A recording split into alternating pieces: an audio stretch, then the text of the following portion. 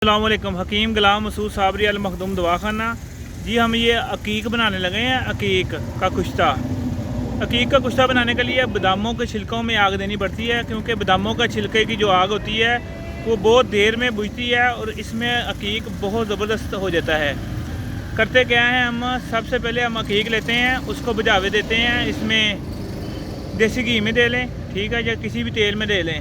बुझावे दे के उसको नरम कर लिया जाता है। उसके बाद 2 हड्डियाँ लेते हैं हम बकरे की रान की, ठीक है। उसका गुद्दा निकाल के आधा नीचे डालना, 30 ग्राम अकीक बीच में डालने, आधा ऊपर डाल के हम गिल हिकमत करके उसको आग दे देते हैं। ये फार्मूला आता है 5 किलो छिलके और ये सारा हम, क्योंकि ज़्यादा मकदार में चाहिए होता है, हम इसको ना 5 से ज़रूर दे के ना उस हिसाब से बनाते हैं। बड़ा शानदार बनता है मोरों के लिए, फालज के लिए, पट्ठों के लिए, कमज़ोरी के लिए लाजवाब चीज़ बनती है। जो बंदे बिल्कुल चारपाई पे के ऊपर जुड़े हुए होते हैं वो सारे मामलात उनके आसान हो जाते हैं। पहली खुराक से हरकत बहाल हो जाती है। बनाएं, दुआ में याद रखें। मैं तरतीब दोबारा भी इसकी ना लिख के बता देता हूँ आपको।